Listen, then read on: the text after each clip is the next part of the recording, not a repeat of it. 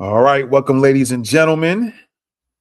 Today, I'm going to be showing you guys a personal protection or personal security threat model that you all can use whenever you're traveling anywhere around the world. I'm gonna put it that way: anywhere around the world, whether locally, whether you're going to another city, state, whether you're going out the country.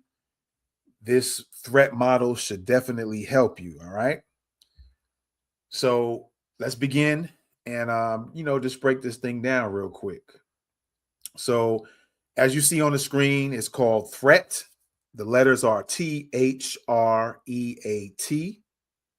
and each letter stands for something. So we're going to go ahead and break that down, if you will. All right. Welcome again. Appreciate y'all for coming in. I hope this is something that you could take with you right away, no matter where you decide to go. Some of you might be going on business trips. Some of you might just be going on a vacation. You might be going to visit family. You might decide you want to go somewhere out the country you've never been to before. And no matter what you think or what you might think,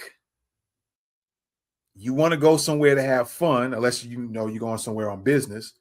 Even maybe on a business thing, it could be fun. But you also want to always know the threats you could be possibly facing, and you should be able to have some strategies on dealing with that. All right. So hopefully what I'm going to show you guys will help you take care of all of this. Okay. So again, let's break down the word threat. It's again, this is for practical personal security or personal protection, risk awareness, all right, threat awareness, if you will. And so yeah, let's get into it. All right, let's get into it. Let's break these things down here. Okay. So the threat model, a structured system used to identify and categorize potential dangers in any environment. Okay. Let me just do this real quick. So the purpose is to help individuals, or if you're going with a family, to recognize threats early before you go, preferably. But you can do it when you get somewhere. You can actually do this same thing. All right. If you have the access to the tools, and it's only one or two things. You can do the researches on your own, or you can have, and we're going to break that down later on towards the end. You can have AI do this for you. Okay.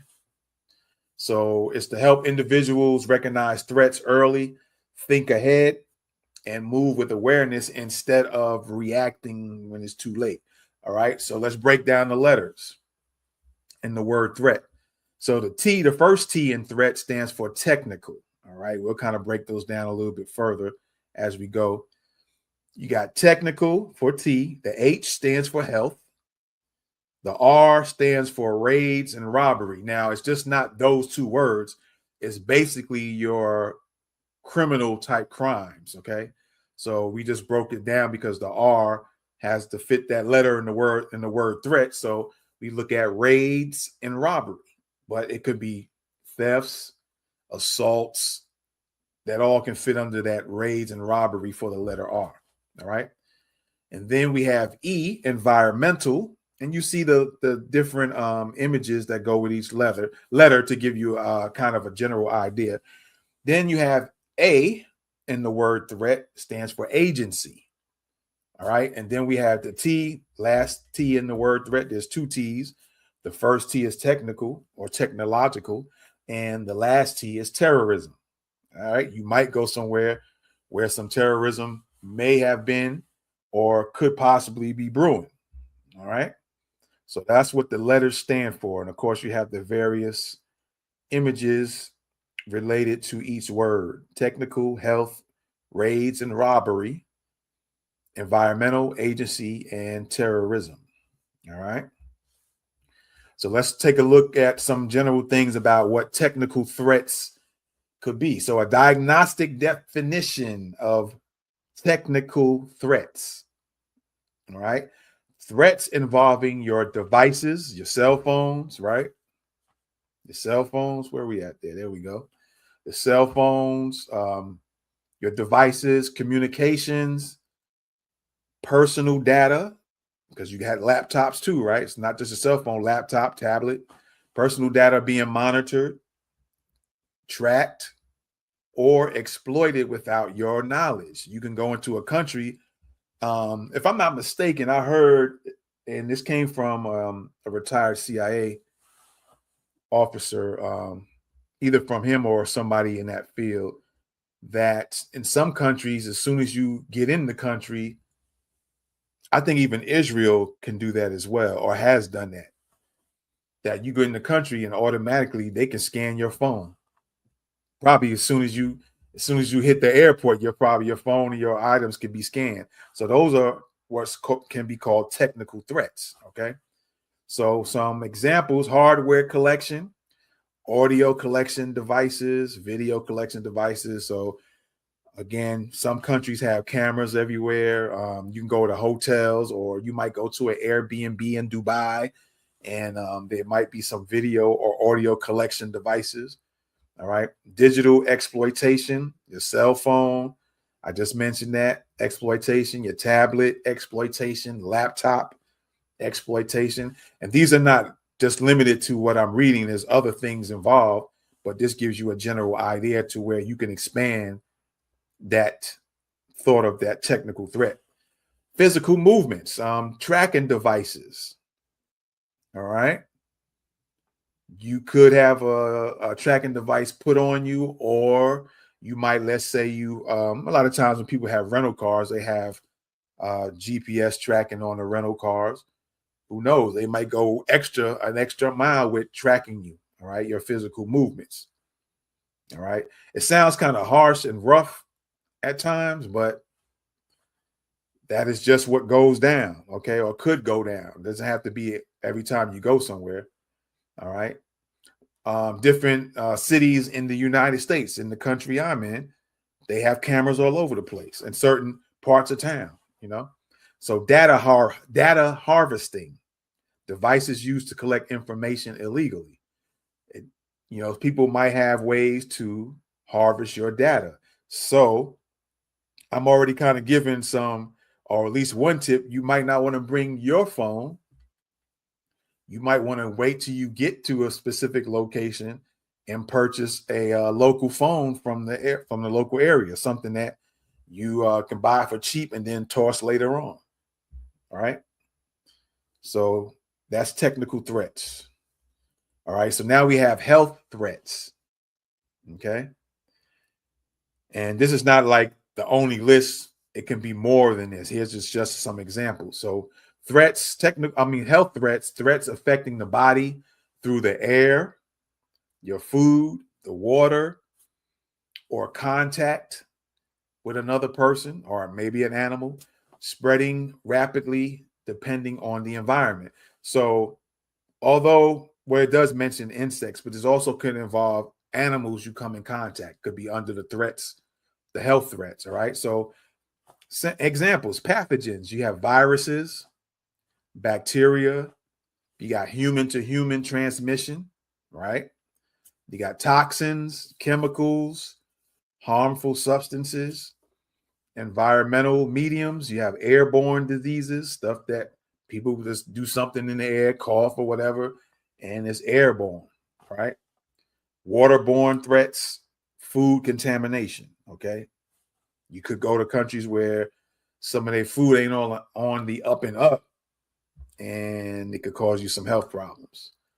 All right. Now, lastly, you have carriers, vector-borne threats. Carriers, vector-borne threats. You could go in a country that the mosquito situation is heavy, or other insects. All right. There's loads of different types of insects that can cause you some type of health issues that might bite you and cause an issue. All right. So that is the H in the word threat. So now we have the R, raids and robbery. Definition: direct physical harm or loss caused by criminals or opportunistic attackers. And again, The R in the word threat, these relate or are in relation to different crimes that can happen to you in any given place you go to. All right. So you have property / asset focus, where you have thefts that can happen to you. You might go to a hotel, somebody steals something from you. Somebody might confront you directly and rob you. You could be having a rental in Cuba and somebody carjacks you. Okay. As an example. Then you have physical harm. Okay. You have the assaults. I already mentioned that earlier.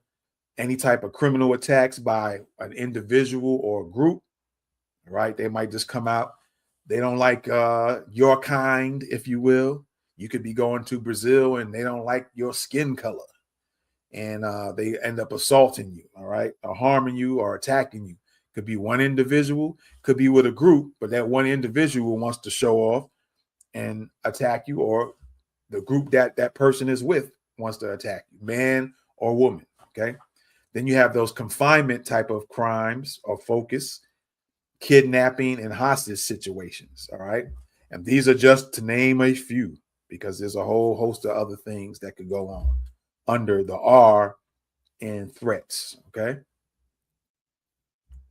And then we have the E, environmental threats. The definition for that is natural conditions that severely disrupt safety, disrupt your movement, and baseline survival. The examples are atmospheric. You have hurricanes as an environmental threat, tornadoes, and we are in the season of possible tornadoes that could go down here in the U.S. You have winter storms, okay?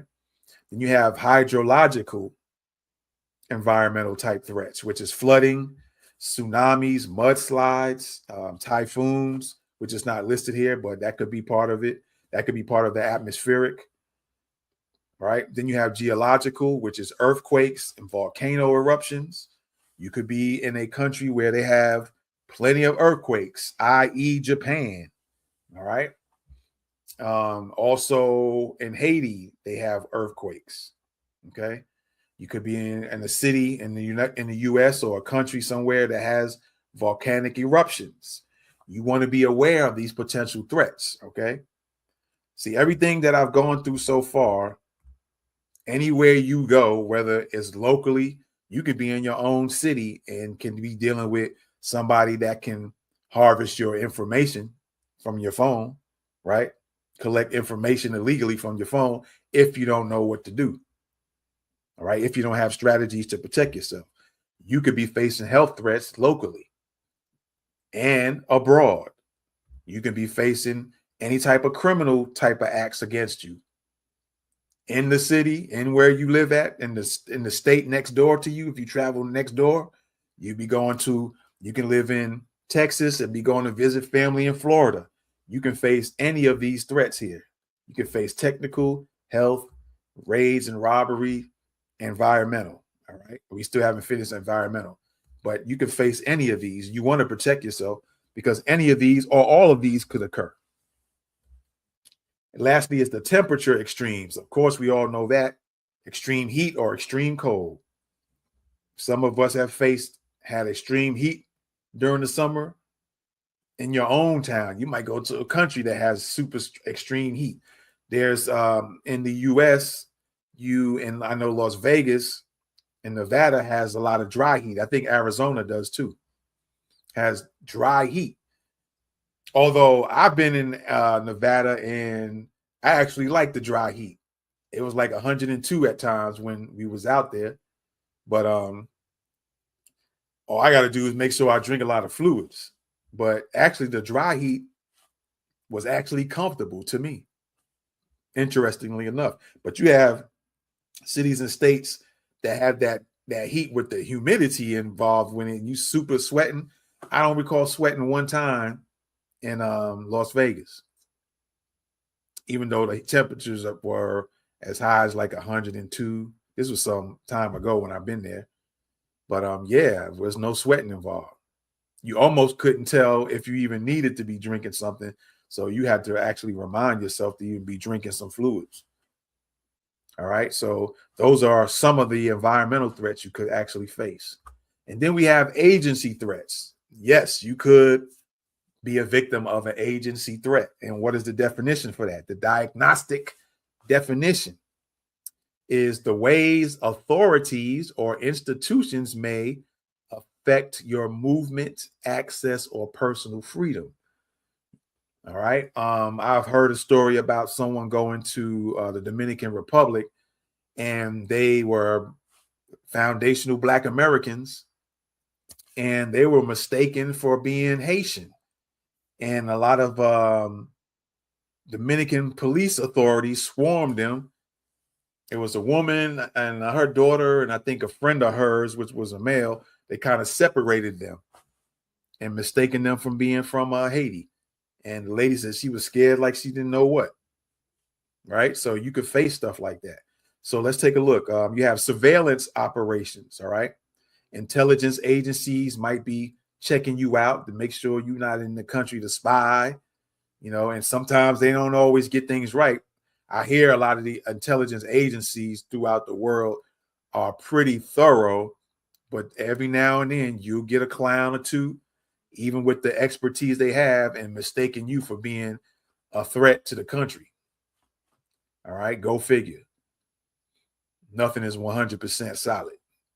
All right, organized surveillance operations. Okay, you could be going to Cancun or something like that, and the cartels might be checking you out. They have the equipment to get down like that sometimes. All right. Then you have enforcement actions, government agencies, law enforcement actions, like I explained to you about the lady in the Dominican Republic. She was from America, Black American. All right. Then you have movement restrictions, detainments, which she actually experienced a little bit, or questioning. Someone, one of these agencies, you might go to, who knows? Let's see, Dubai, and you get snatched over. I think I heard a story about Dubai too, from maybe a celebrity of sorts. They was questioned, or a friend of a celebrity. They were actually kind of put in jail for a little while for something super minor and crazy. But yeah, you could be just snatched up, detained, and questioned. All right. You want to be aware of these things. It could happen in the US too. All right. Security restrictions. Okay. Regulations that impact movement or activity. You coming in to enjoy yourself, enjoy the country. You heard a lot about it. You've seen some visuals on YouTube or whatever by way of video. And you thought, man, I would love to go there. Or you might have spoken to somebody from there. And, just on a whim, you might have been on social media, and you might have been on TikTok and talked to somebody live, and they explain how nice it is or whatever. And you decide, yeah, you want to go there. Next thing you know, your movement is being restricted. Surveillance can be put on you. You don't even know it. And based off that surveillance, then they might decide to approach you, and it'd be all for nothing because you genuinely went there just to enjoy yourself. All right. Then you have issues where some countries, they don't like certain ethnic groups. I don't know. Some of y'all might not be aware who Adonis is. A young Black man. He's probably in his late 20s, early 30s. He had some issues in, I forgot what country that was in. Romania. He had some issues in Romania. Some of you might be familiar with that.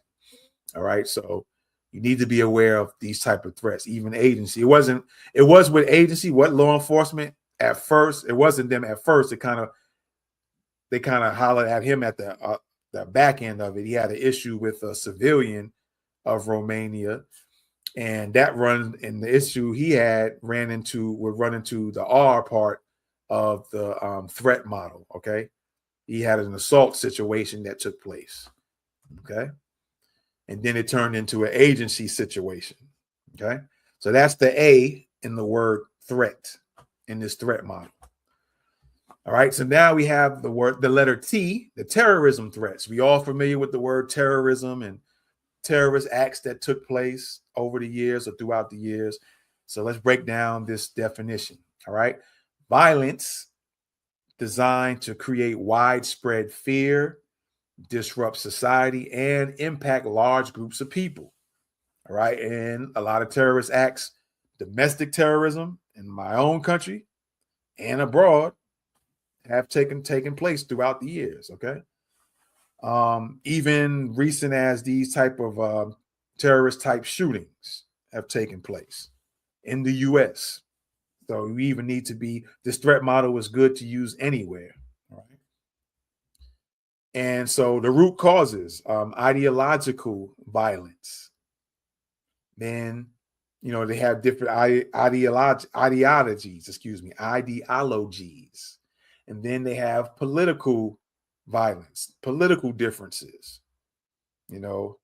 Iran's politics is different from the US politics, for an example. Religious extremism, you could have those type of issues going on. Muslim versus Christian. All right. Terrorism, Muslims versus Christians, Christians versus Muslims. You have some Christian groups that are done some terrorist things. All right. Execution and impact. Organized attacks, acts intended to create fear, attacks targeting civilians or infrastructure. That's happened a lot in different countries. All right. You had the situation in Australia, the Bondi incident, if I'm not mistaken. All right. Said to be some type of terrorist attack. All right. They attacked civilians that day. So then you have infrastructure, tunnels, bridges, buildings. All right. 9/11 incident. We won't go into whether it was fake or not. This is just to bring you awareness of the types of threats that one could face anywhere around the world. Okay. And so let's take a look at this threat dynamics matrix and the titles up top. You have threat category, and then you have the primary source of that threat, of a particular threat, the most likelihoods. Then you have the warning time, and then you have mitigation focus. Mitigation means to lessen. So you want to, or minimize if you want to use that word as well. All right. So let's look at technical. Under the threat category, the first one is technical. And the primary source, most times with technical threats, is some type of human source interaction. All right. A human is going to try to collect your data. So let's go back real quick to technical threats, right? So you have the cell phones, the laptop, your tablet. Then you have audio collection, video collection, tracking devices, and harvesting your data. Most likely it's going to be a human that's going to be doing that. So that's your primary source. The warning time is invisible to none. You might not have no warning that's happening to you. Like I said, some countries have it to where as soon as you touch down in a country, they're already doing some technical stuff to your without you realizing your devices. So have some protection to your devices. All right. Now, again, it says digital hygiene, which is how you could minimize or lessen that particular threat. All right. What is digital hygiene? Just look at the word hygiene, being clean. So you might want to have digital cleanliness. All right. Don't have certain things available on your phone or where somebody can access on your phone. Right. Or like I said, you could just leave your stuff there and purchase some cheap ones in the host country that you're going to. Right. You could do that. Right. So the next one, health. The primary source, biological. Warning time, you might get some gradual warning, delay. These are not definites, okay? This is just some general ideas. So delayed, gradual warning, you might get a little bit of a warning for health threats. You might go to a country and you might be, as the plane touched down, maybe the pilot says, you're getting ready to land in XYZ country. Be aware that certain health threats have existed here, and the pilot might tell you the types of threats. So they're giving you a gradual warning time. You might get in the country and then you might get told later on. So it might be delayed, right? So the way you can lessen that is PPE, personal protection equipment, keeping washing yourself, hands and stuff like that to protect yourself. All right. So now the next one, raids and robbery, or your criminal type crimes.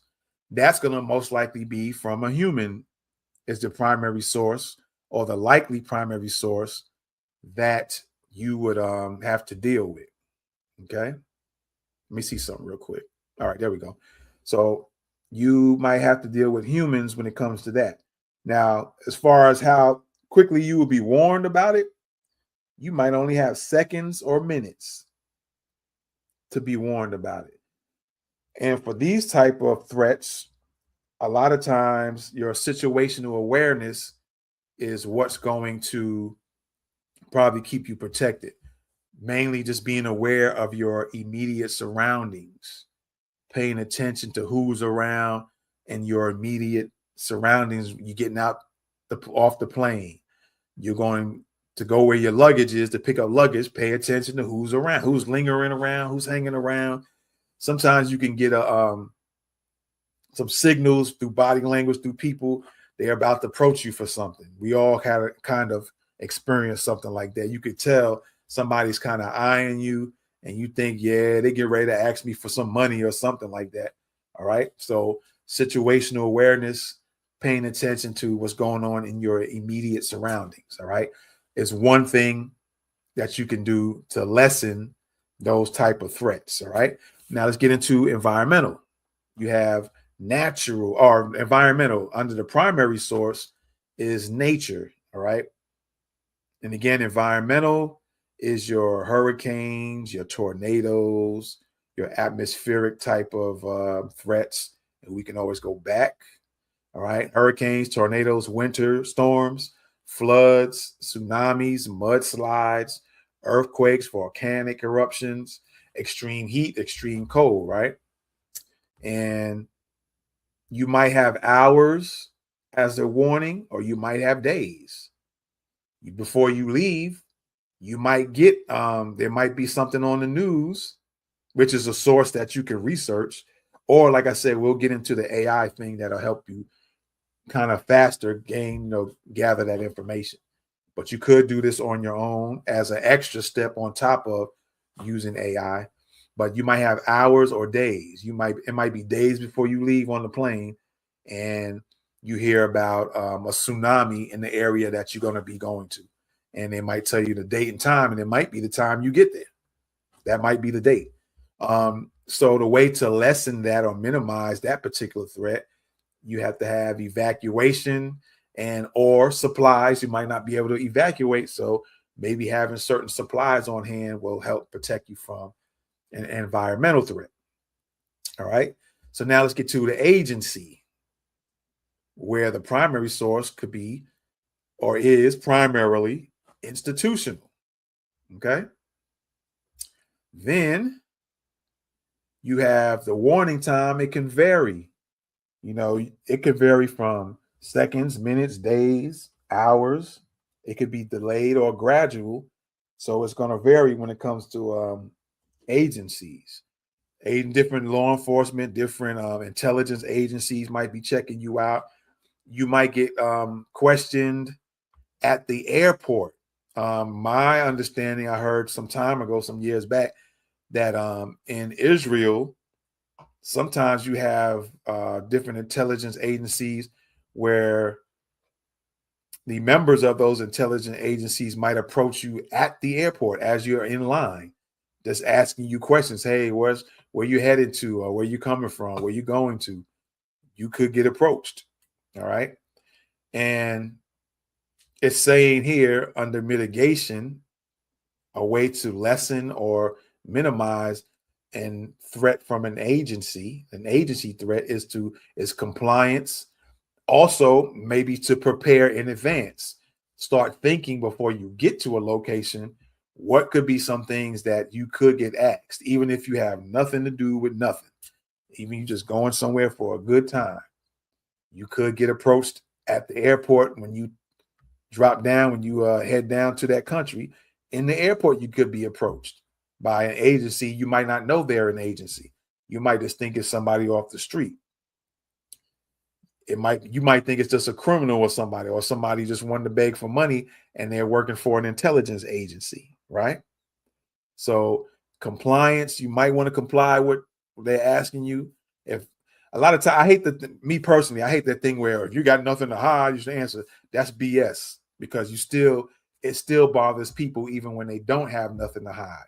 It's still annoying even when you have nothing to hide, for people to probe and tell you to do this or ask you something and you don't want to give an answer. You're not suspect just because you don't want to answer. It's kind of weird for somebody to walk up on you asking you something and you really don't know who they are. They have no identifying uniform, badge, nothing. They don't tell you who they are. Yeah, that's annoying. So for all you clowns who go into that, oh, you got nothing to hide and da da da da. I could say something more, but we're going to leave it at that. All right. So compliance and preparation.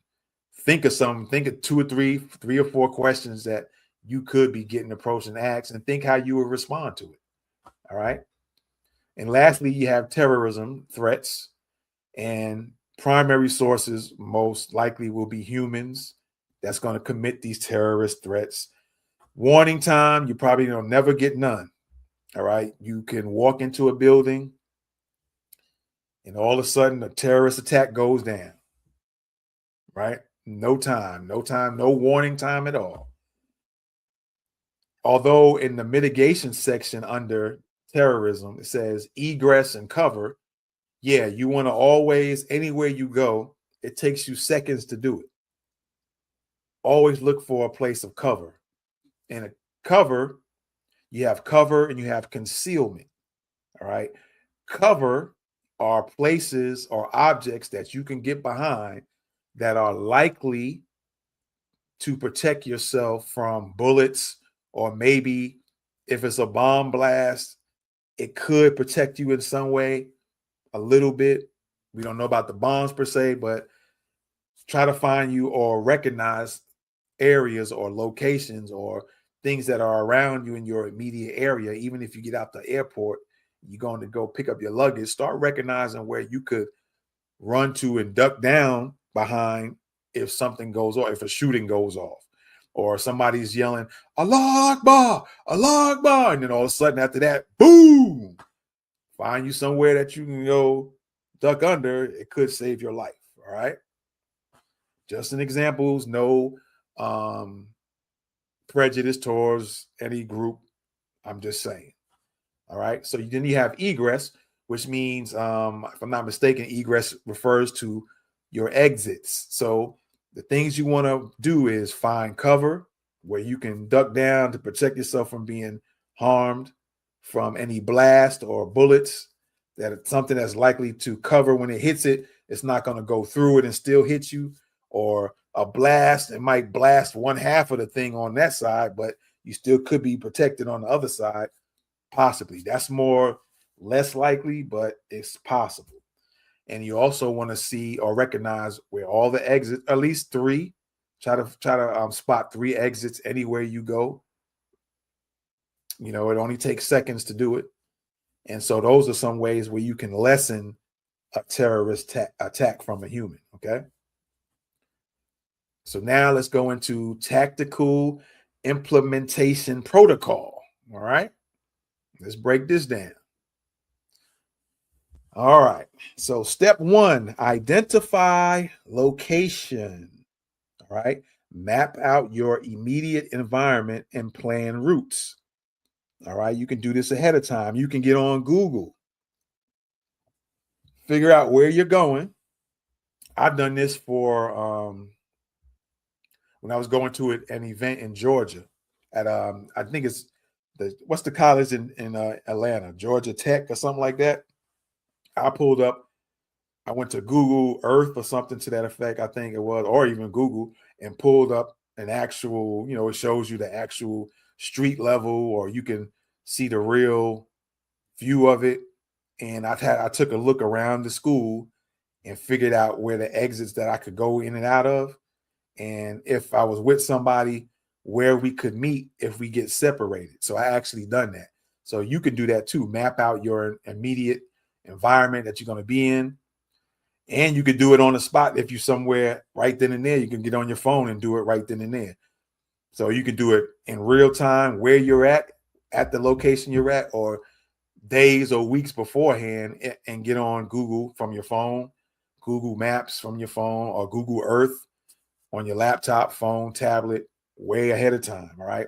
Then you can plan out your routes. You can get on there and look up the Google Maps or whatever tool you might use to figure out, I'm gonna travel. This is the way we're gonna travel, and maybe find an alternative route. Although, when you have GPS on your phone, people are you're probably less likely to do it. It's always good to map it out. You can even print out some directions and keep it with you in case your phone goes out. So then you have the paper version, say, oh man, we was headed such and such, but I don't know where else to go. The phone cut out on me. Pull out the paperwork and have somebody read it out, or pull over somewhere and figure out, okay, I got to go to this exit, then I got to turn right or left. So it's always good to have that backup. Okay. So map out your immediate environment and plan routes. All right. Step 2, break down categories. This is where the threat model comes in. All right. Run that 6-pillar T.H.R.E.A.T checklist against the destinations that you're going to go to. You might be going to several destinations. All right. For an example, I'm going to use Georgia again. You could be going to Georgia. You might be going to the Coca-Cola Museum. Then you might go to the Martin Luther King Museum after that. Then you might be heading to the Botanical Gardens in Georgia. So you might want to do a threat checklist for each one of those locations. All right. You want to find out what the technical threats are, the health threats, the raids and robbery threats, the environmental threats, the agency threats, which is most likely going to be the Atlanta PD. All right. Although then you have the CDC, you might run into that situation as well down in Atlanta. And you have the terrorism threats. All right. You might have to run 3 of those for those 3 locations you go into. All right. So that's your next step. This is kind of protocol you should go into when you're going to do your traveling. Okay. And then your next one here is step number 3, recognize vulnerabilities. All right. Identify the most probable threats based on the specific environment. Okay. You can do your research on your own, or you can have AI do it for you. You give it certain directions, or you can do a combination of both. You can do your own research. You can look at news reports. You can go online and read news articles. All right. And get that information. There are websites. Spot Crime is one of them. You can do in the US. Then you have there's it's either healthmap.org or health.org. If you want to learn about the health threats, you can get on that map and figure out. There's a few other websites, because I use 2, the health map, and I use another one that's also tells you different health issues and stuff like that, health threats worldwide, but I forget the name of it. But healthmap.org or health.org or healthmap.org is definitely one of those websites. All right. So you can do that. You can get on weather.com and get environmental threats you could be facing. Find out if there's going to be tornadoes in the area that you're going to be going to. All right. So that'll be your step 3. Recognize the vulnerabilities, identify the most probable threats based on the specific environment you're going to be going to. And then we have step number 4, prepare your strategies. Okay. Establish pre-planned countermeasures and protection strategies before you get there. All right. It's beneficial you do that before you get there, so you already know what things you could do, or if this happens, you can do this. If that happens, you can do that. If this goes down, or you hear about this, even if it was part of the threats, the vulnerabilities or the threats you could face, but it does, when you get there, it doesn't happen. But then later on, you hear about it. Well, you were already up on it because you already did your research and you already have the things you need, or how you're going to move when these threats get announced. So that's a 4-step protocol process on how you can prepare for threats anywhere you go. All right. And again, there's different websites and stuff like that. All right. So again, just to go over it, the 4 steps, you have identify the location. Step 2 is break down the categories, the threat categories, break down the T's that you might face, the H's, the R's, the E's, the A's, and the T's. All right.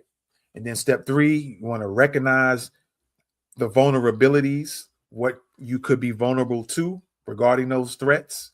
And then step 4 is prepare the strategies. Prepare your countermeasures, prepare your protection strategies that you are going to implement if you face any of those threats. All right. And now, here's what we're going to do with the AI, because I want to show you this in real time. And I want you to look at this. You can write it down, but I'm also going to make this particular slide deck available to you for free. All right. We're going to put the QR code up in a little bit, and I'm going to take you to I'm going to show you the actual site, so you can go directly there, or you can scan the QR code and it should take you there, however you want to do it. And it's $7, but it's gonna I have a coupon code, a discount code, where you'll get it for free. All right. So don't worry about it. Don't worry about paying for it. You're going to get it for free. Okay. So automate your assessment with AI. All right. To run your own rapid threat assessment, copy and paste this exact prompt into ChatGPT before any travel that you do. All right. So here's the prompt. You can use ChatGPT. You can use Claude. I don't know if Perplexity you can talk to Perplexity and it gives you, but any of those AI tools like that. I started using Claude more frequently lately, but I still heavily use ChatGPT, but I'm kind of starting to make a even balance between the two. Okay.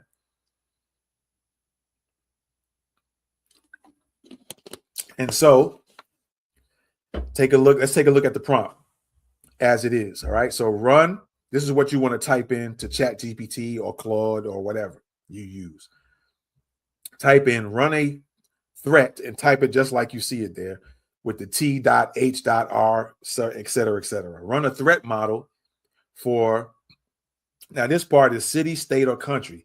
You can run a threat model for Houston, Texas. You can do that. You can say run a threat model for Sao Paulo, Brazil, or run a threat model for Brazil, just Brazil in general, or run a threat model for Dubai. So you can fill in the blanks where you see the yellow part. All right. Break down each category: city, technical, health, raids and robbery, environmental, agency, and terrorism, so that it knows to break all those threats down. So you know for under each one, you facing this under technical, you're facing this under health, et cetera, et cetera. All right. Now, then also part of that prompt, you want to say explain real world threats and provide 3 protection strategies for each category.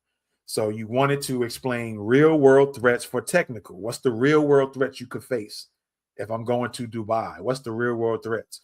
And then under that technical, give me 3 protection strategies to protect myself from those threats that I could face. You could be going to Dallas, Texas. You want to know all those letters, but let's say we're going to look at health. What are the health threats? Because you're going to know the threats from under each one. Let's go into raids and robbery. Okay, what kind of criminal threats am I going to face if I'm going to Dallas, Texas? All right, give me 3 protection strategies. So if I come across that threat, I know what to do. I know how to handle it. All right. So that's pretty much how the prompt goes. You're just going to fill in the blank when it comes to city, state, or country. And then where it says city, technical threat, or what you're going to do is replace that word city with the actual city. So if you're saying Dallas, you're going to go break down each category: Dallas, technical, health, raids and robbery, environmental, agency, and terrorism. and Chat GPT or Claude or whatever you use will break those down. We're going to go into a real example here in a minute. All right. And that's it. That's your prompt right there. Use that prompt every time. Okay. Use that prompt every time. All right. And lastly, preparation beats panic. All right. It's better for you to be prepared than you going somewhere and something go down and all of a sudden you panic. Because a lot of people don't want to do that, the work. And a lot of people don't want to worry about threats that can happen to them. But you shouldn't look at it. Some people look at it from the lens of, oh, you're just going to bring on something negative is going to happen. No, because 9 times out of 10, if you prepare for something, then you get somewhere, none of it's happened. But if one of those things you might face in that threat model, one of those letters you could face, then you already went through this and you're going to be more calm for it because you already went through the threat assessment and you came up, or Chat GPT or Claude gave you the strategies. Okay, here's a strategy to handle this health threat. Here's three for the health, 3 for the technical, 3 for the raids and robbery, 3 for the agency, 3 for the terrorism, right? So you're going to already be prepared for it. So preparation beats panic. Awareness beats reaction. So if you're aware of your surroundings, you see things looking like they're going to pop off, you already can start making your moves, okay? Smart movement beats luck, okay? Stay ready so you don't have to get ready. And that's facts on top of facts. All right, so with that being said, let's go ahead and pull up. Oh, I said I was going to do this. All right. I said I was going to share this screen of Chat GPT so you can see an actual example of this. So let's pull this up. Kabooyah. All right. So there we have it. Let me do something real quick. Close that up. So on the screen, I put that same prompt that I just read to y'all. All right. Let me see if I can pull that up. Yeah, there we go. That prompt right there. I just modified it a little bit. Okay. I just modified that particular prompt. All right. So what I put down is roughly the same thing you've seen. I used the Coca-Cola in Atlanta. All right. Coca-Cola Museum. So run a threat model for the Coca-Cola Museum in Atlanta, Georgia. Break down each category. I put Atlanta and the Coca-Cola Museum itself. And I put technical, health, raids, robbery, environmental, agency, terrorism. And then I put, that's like in the prompt, explain real world threats and provide 3 protection strategies for each category. All right.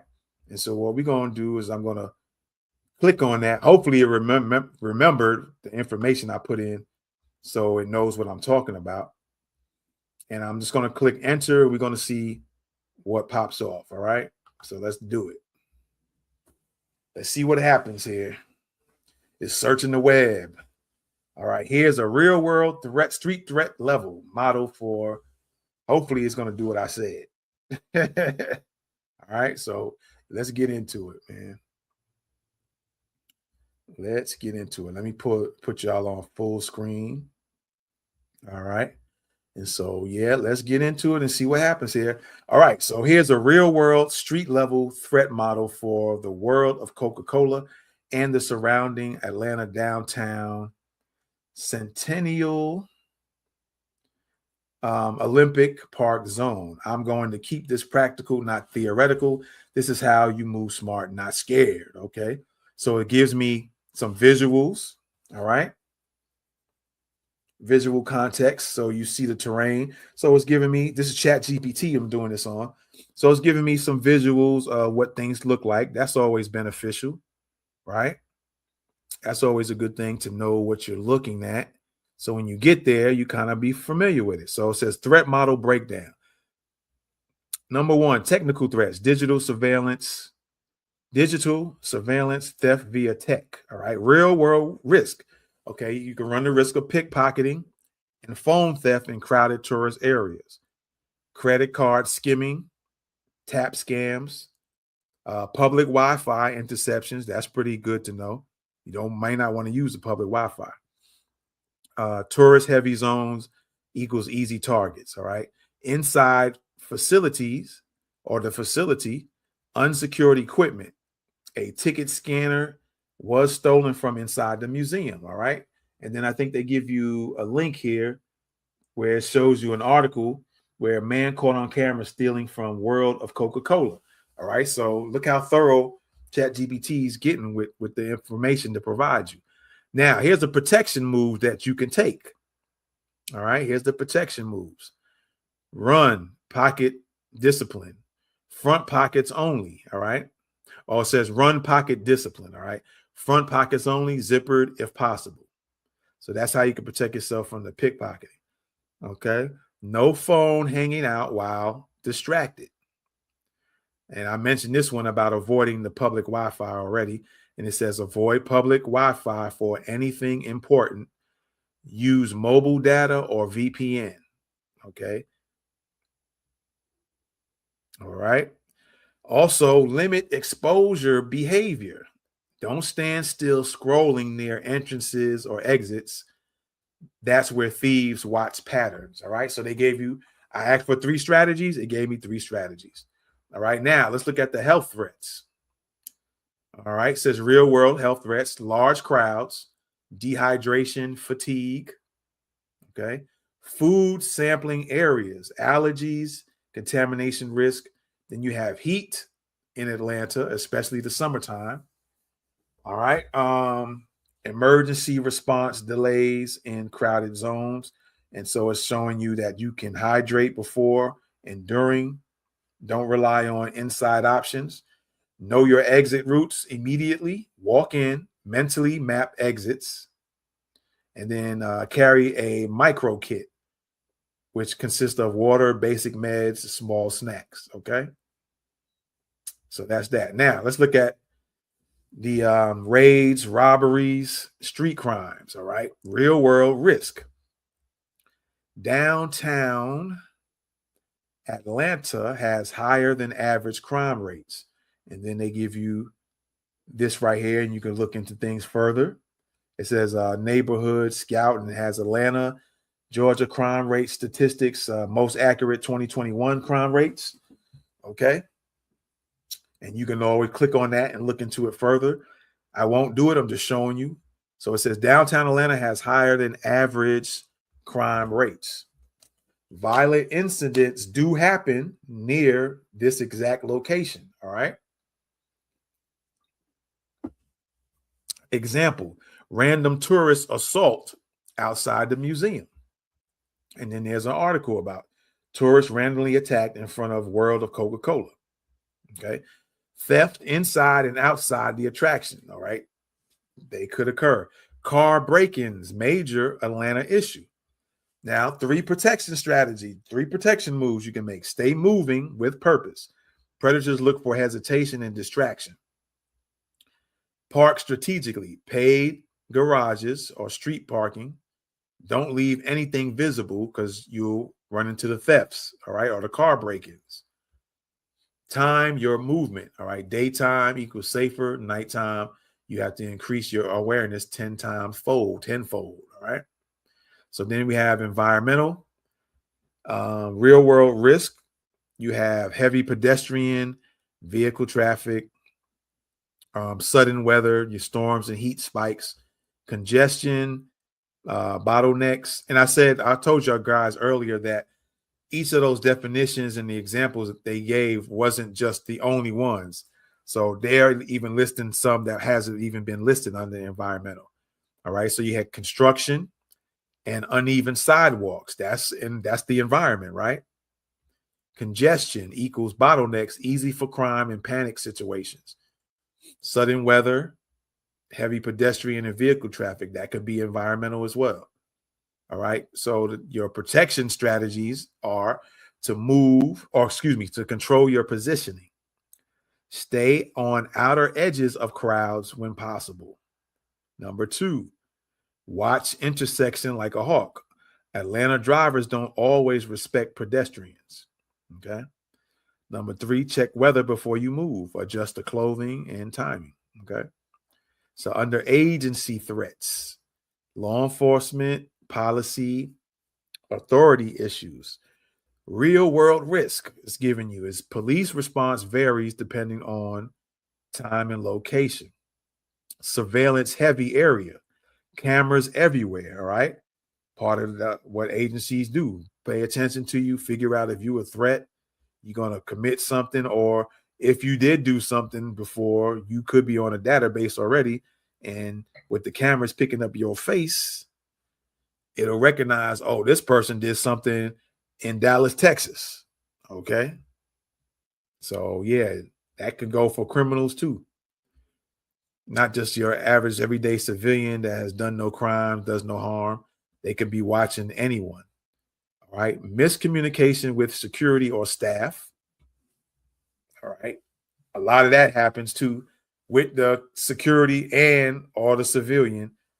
People do a lot of miscommunication and misunderstanding communication, and that can cause problems. All right. Large events equals tighter restrictions, crowd control. All right. Protection moves or strategies to stay compliant but aware. Don't escalate with the security or police, but be aware what's going on. Know where police presence is. Quick glance when you arrive. They could be around anywhere. Look for cameras. Be aware where cameras could be at. You might even ask people, hey, it might be a kind of weird question to ask somebody, but you just might want to know. So in case you get targeted for no reason, all right, blend in behaviorally. Don't stand out unnecessarily. Now, with all of these, that I'm going to tell you this too, because you can just accept what it's giving you. Or if you have a particular question about any of these numbers, you can get more details with ChatGPT, which I'm going to use an example here in a second. All right. So that's the agency. Let's go to the last one and then I'll give my example. Let me see something. Strategic reality check. This is the part people miss. Okay. We'll get to that. So terrorism, mass violence, real world risk, high profile tourist zone, symbolic target. So Coca-Cola, since that's what I put in, that's a real high profile tourist zone. This could be an area where terrorists decide to attack. They might attack this area because it's very high profile. So you must be aware of that. Okay. You want to go to the Coca-Cola Museum? Be aware that this is considered or could be considered a high profile location. And if somebody from another country came and snuck into the country and they wanted to attack a bunch of people, yeah, this could be one of them spots. All right. Large crowds equals soft target environment. The Coca-Cola area and anything surrounding it is an area or has been an area where there were large crowds or have been large crowds. Terrorists love or potentially love large crowds. They can get more bang for their buck. Okay. Shared space with other major attractions. Okay. The aquarium, the park that was it Olympic Park? I said Ozempic. I was going to say Ozempic Park. Imagine that. Olympic Park is in the nearby area, if I'm not mistaken. I think the Martin Luther King Jr. Museum is close by as well, if I'm not mistaken. But there are a host of other attractions close by. Another great terrorist spot if you're in these areas. You could be part of that targeting from a terrorist. No confirmed major attacks here recently, but the profile fits a target category. All right. Which is what I was getting ready to say. I was going to finish that sentence. There hasn't been any reported terrorist attacks. Now, if I'm not mistaken, didn't Atlanta have held the Olympics some time ago and some type of attack occurred? But that was so many years back. And I think they were trying to say it was a terrorist attack. So there you go with that. Protection moves. Run. Exit awareness at all times. Always know 2 ways out. I say always know 3 ways out.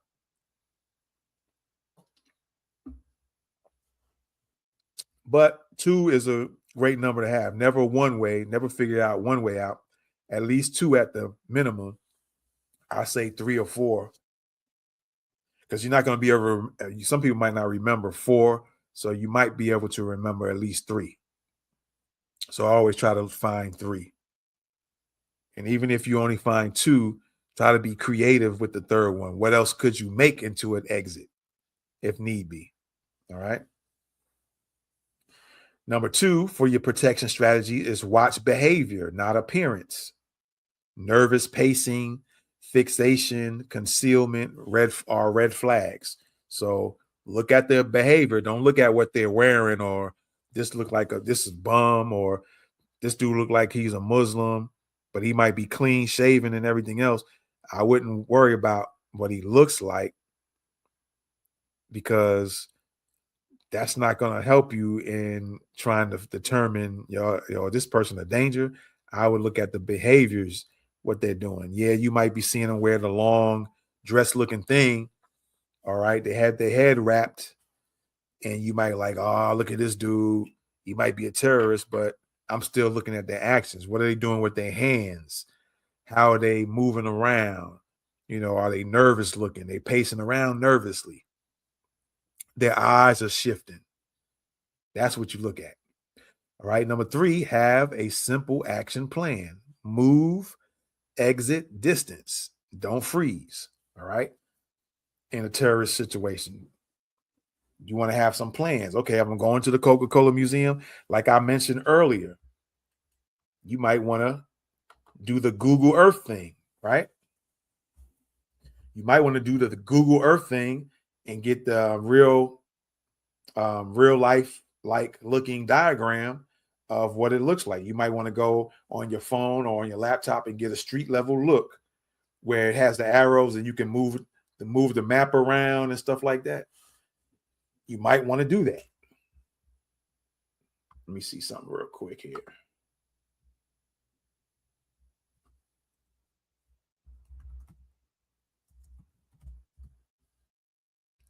Let me see here if it'll allow. We're going to try something in a second. But you might want to map some things out. You know what I'm saying?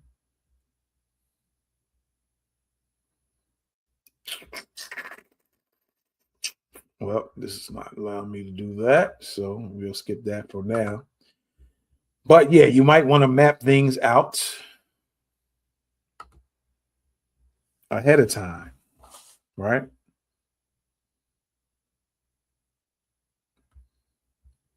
Let me see something here. All right. Move, exit, distance. Okay, let me just look at this last thing real quick here.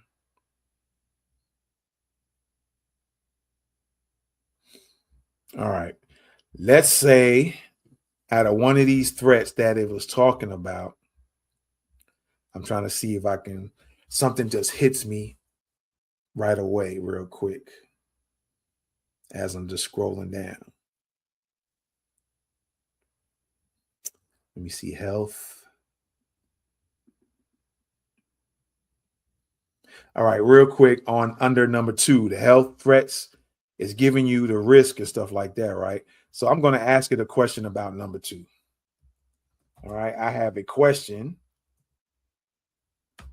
about number 2. Has there been, sometimes it fills out what you want, so I'll let it go. Sometimes it completes what you're going to say. So has there been any actual biological attacks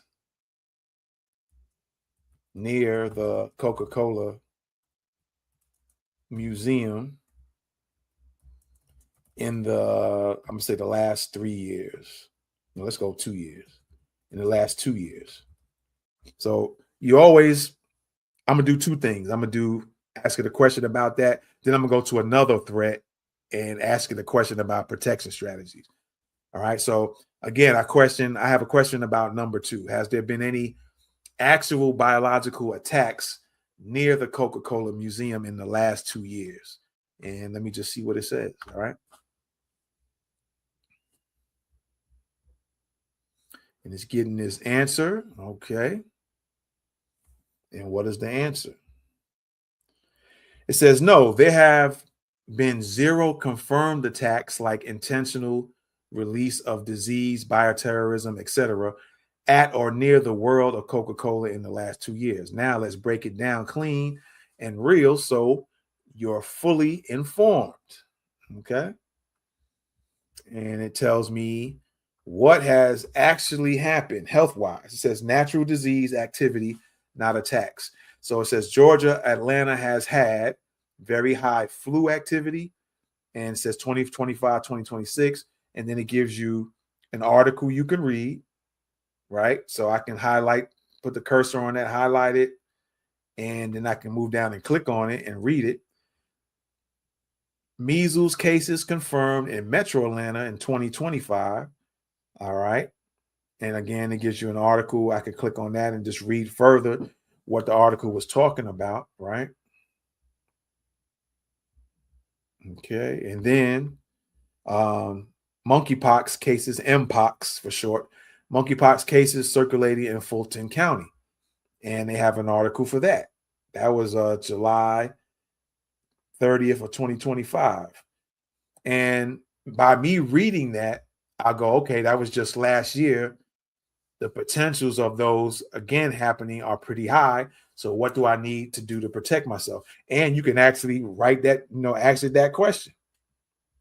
So you can go further with your protection strategies. You don't have to just take what they ask, what they suggest to you. You can go further on any of these that you might have concerns about.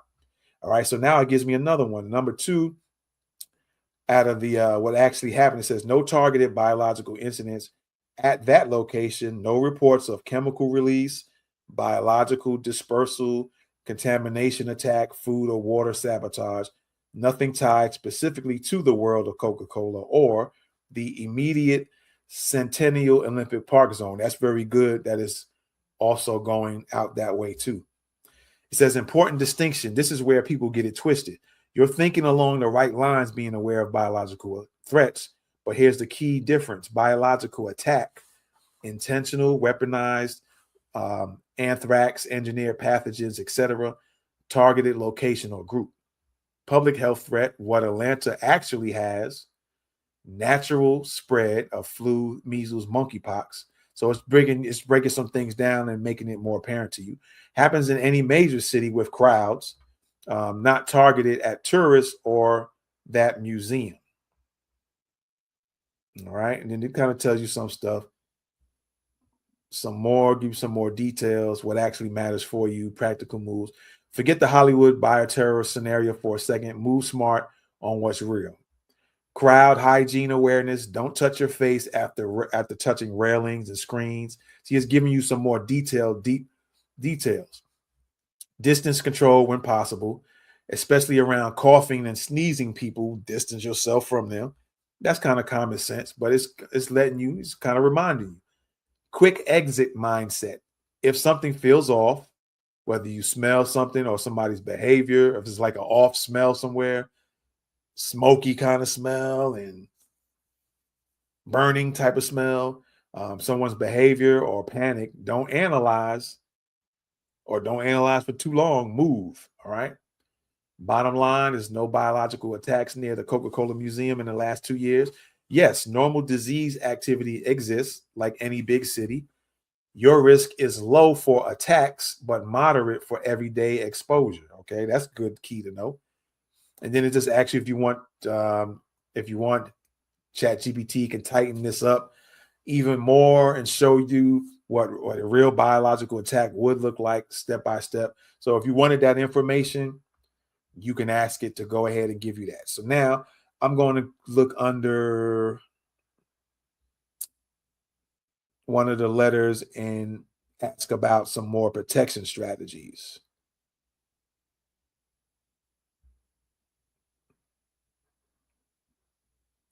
All right, watch behavior, not appearance. Okay. Let's see. Let's go under rage, robbery, and street crimes.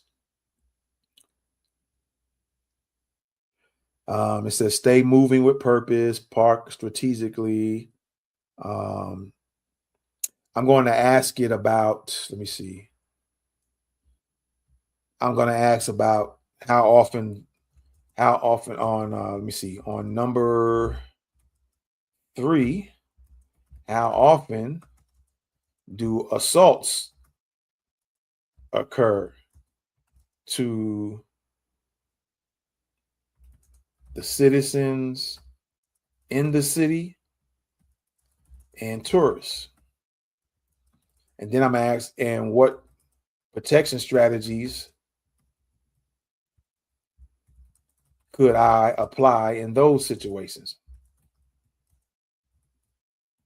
All right.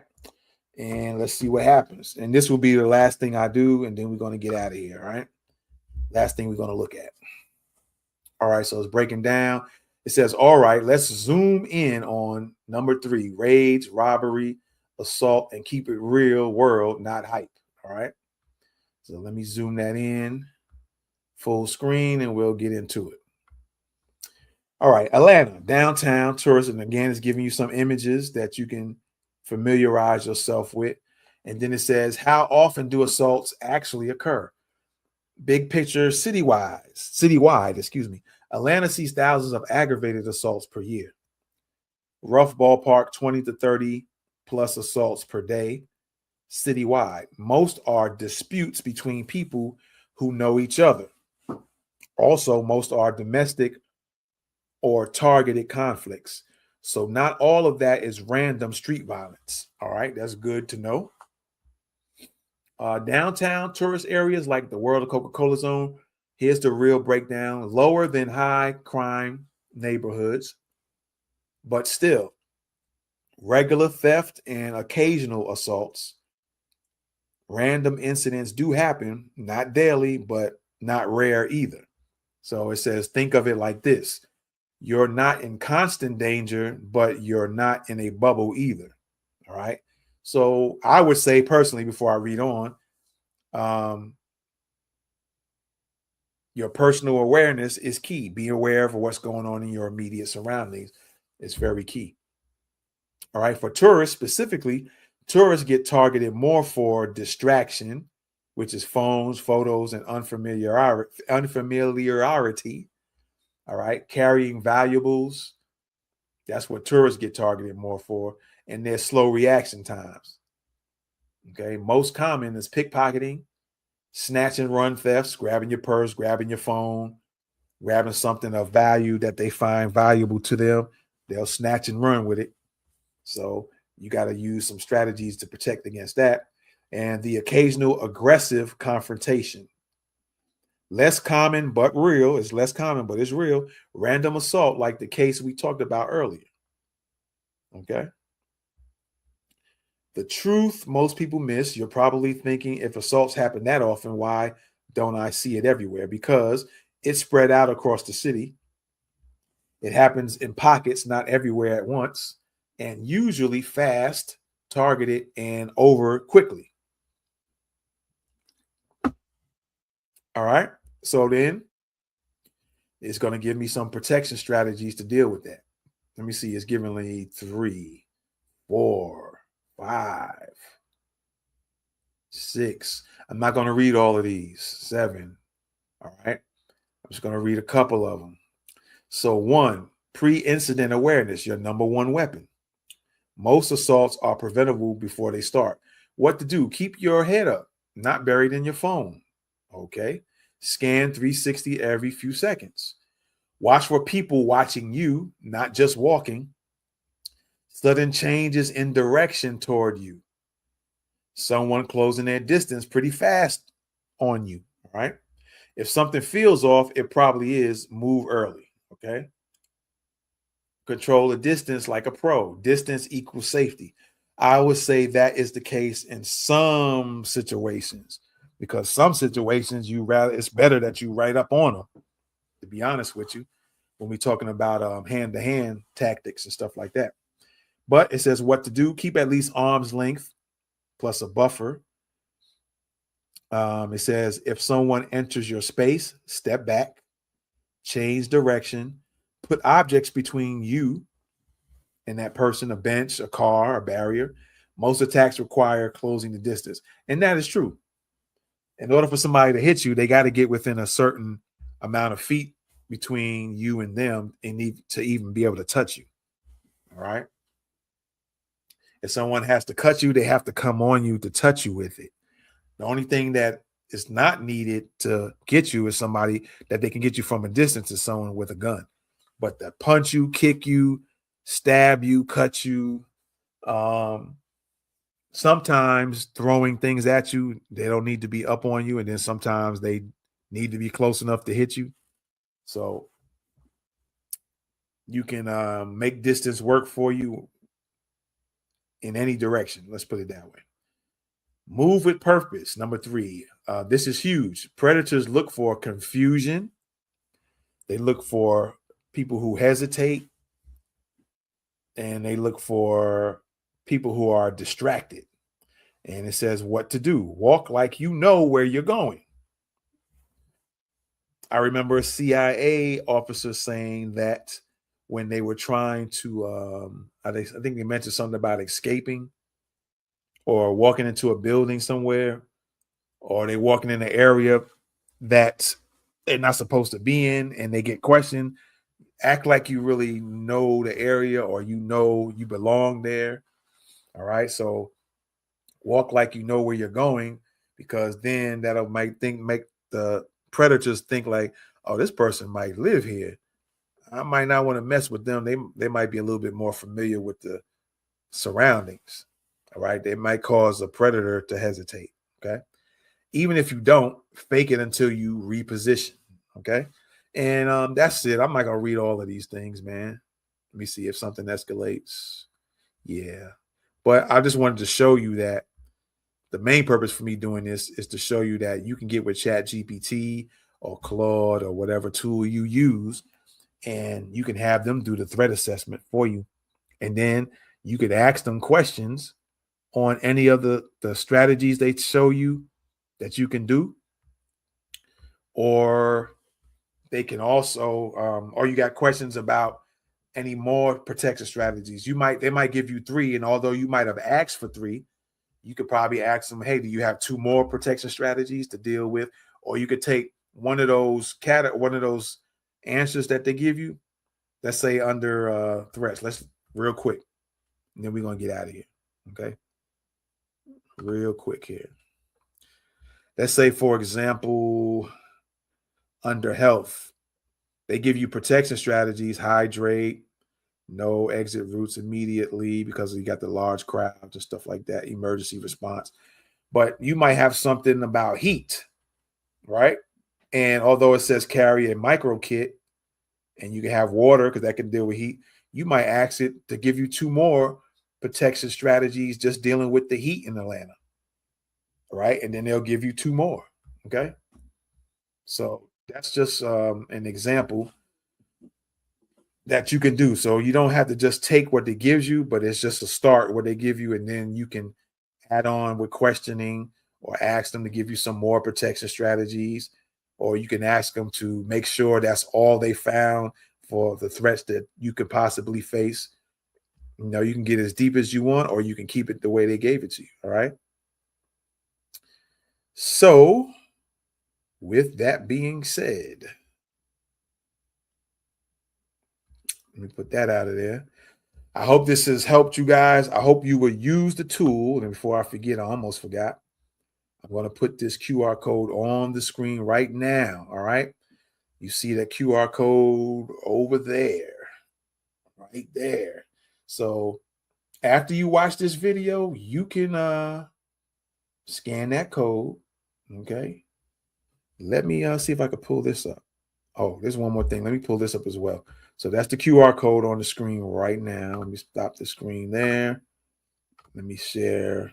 I want to share. What is that at? Is this what I'm looking for? Yep. Because I want to show you this, and then we're going to be out of here. All right. Let me pull that up real quick. QR code on the screen. And there we go. This is it'll take you to this page here, by the way. When you scan the QR code, it'll take you to that page. Where are we at here? And so I just want y'all to see. Let me scroll down.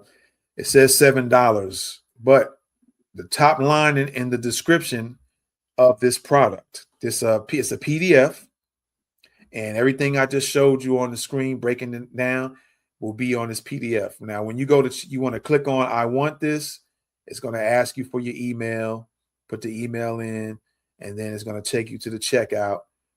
It's going to ask you about a discount code. You want to put it in just the way you see it. Stay ready. All right. Stay ready. I'm going to put this on the screen as well. So there'll be no mistakes out here. No one mistaken. Let me see. Let me go here. Where are we at? There we go. All right. So I want y'all to get this for free. All right.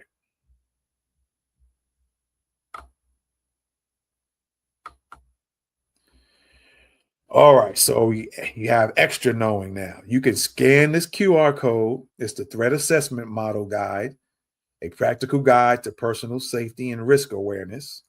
Everything that I showed you on the screen, breaking down what the letters mean and all of that will be, this is what you actually get if you just want to have that with you. All right. You want to look at it and study it. You can do that. Okay. When you hit I want this, right? And then when you go to checkout, you hit I want this right here. You can go to checkout, put in your email. You can't get it until you put your email in. And that's all it's going to ask you, not your home address or nothing like that, because it's not a physical product to be sent to you. You'll be able to download this product onto your laptop, tablet, cell phone, if I'm not mistaken, if you want it there. When you get there, it's going to ask you for the QR code. Put in the QR code. I don't know. I can't remember if it's going to still have you want your card information. But either way, put in this code, stay ready for the discount code, and it'll be $0 for you. All right, absolutely free. You'll get it for free. Okay. $0 if you put in stay ready for the discount code. All right. So there you have it. That's the product image. The same thing I showed you guys. It's giving you a description on, what you'll get, breaking down the letters, what they stand for, technical threats. H is health threats. R is raids, robberies, any type of criminal crime threats, environmental threats, agency threats, terrorism threats. Now, let me say this too, and it breaks down, what you'll get. Now, you could take that PDF, right? You could take that PDF, and what you can do is give ChatGPT or Claude that PDF, and then you can type in that prompt, because on that PDF it has the prompt there. So you can type that in, and you can even add to the prompt and tell them, based off this PDF, I need you to, whatever the prompt says, again, do the threat assessment for wherever you're going to go. You might even be able to put an address in, and they'll probably give you that detail, city, state, country, and tell it to base it off of looking for threats that are in this document or slide deck or PDF file or this file that I just sent you. So you can upload the PDF that you're going to download for free. You can upload a copy of that to ChatGPT or Claude or anybody else, any AI tool that you use, and it's going to take that in consideration when it draws up the threats. So anywhere you go, doesn't matter where you go, you can look up whatever these threats that you could face, because any one of us could face these threats. It might be more of something else than others. the terrorism, it'll tell you, just like it did with the Atlanta. We haven't faced any terrorism situations, but X, Y, and Z. So you be thoroughly knowledgeable on when you go somewhere, what threats you can face, and you have the strategies on how to deal with those threats. And you can ask ChatGPT or any of those AI tools, do they have any more strategies that you can use to protect yourself or to lessen the probability of you facing this threat? All right. Even with the assault situation, I didn't do it, but you can ask it, what can you do if you face an assault situation and an assault is imminent? You can ask it what you can do in that situation, and it'll give you some options. All right. So again, use the word stay ready, use all caps. You can scan this QR code right now or anytime you watch this video. It should bring you, matter of fact, let me try that right now. I'm going to do it on my own phone. Let me see something.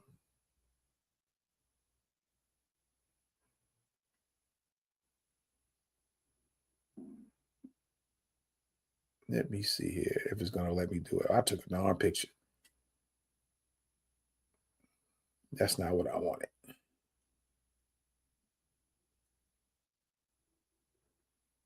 I see it's highlighting the thing. Let me see something. It's kind of weird.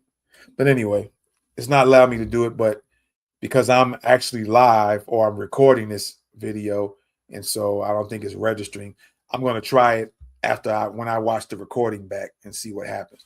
But you should be able to scan it. But if not, let me give you the web address to this thing. Hold on. All right. Let me type in, let me give you the actual website for this actual product. So it can also take you can also use that to go directly to this product. Okay. All righty. Let's see here. All righty. So now, here is the web address. It's pretty long, but you use it and you can get to this product here as well. If you can't get it through the scanning, then you can get it from right here. Okay. So here's the web address. It's a long web address, but if you want the product, you'll put it in. All right. And that, so it's surviveandprotect.gumroad.com/ that's a L, the letter L / threat awareness guide. No spaces in between any of this. All right. Put that in. It'll take you to where you're looking at right now. Click on I want this. When you get to the checkout, your discount code is stay ready, and you'll pay $0 for this. Okay. $0. And with that being said, I appreciate y'all again. I hope this will help you. I hope this will be a benefit for you. So anytime you go traveling somewhere, you can do your threat assessment, have AI do your threat assessment so you're prepared for what you could face, so you don't feel as nervous when you get there. If you need to ask your AI tool some more questions, feel free to do so. Ask it some more questions so you can be thoroughly prepared, thoroughly protected, thoroughly knowing what you could do, and don't have to worry about if situations happen because you have the threat list. You could face this, you could face that. You can do this to deal with that. You could do this to deal with that, so on and so forth. All right. All right, y'all. I'm gonna get out of here. I appreciate y'all once again. And let me know what you think about this. Let me know if it's helped you out. Let me know if you tried it out. And let me know what the results are. Okay. And with that being said, I am out of here. Peace.